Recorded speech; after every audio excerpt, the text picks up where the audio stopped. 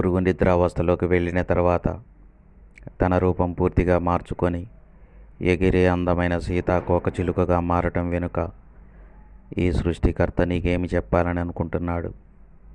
నీవు ఏది అసాధ్యమని అనుకుంటున్నావో అది సాధ్యమని నీ కన్నుల ఎదుట రుజువు చేస్తున్నాడు. మరణమైన తర్వాత నరులు బ్రతుకుదురా? నరులు ప్రాణం విడిచిన తర్వాత వారు ఏమైపోదురు? ఒక వృక్షం నరకబడిన తరువాత అది తిరిగి చిగుర్చుననియు లేత కొమ్మలు వేయుననియు నమ్మకము కలదు.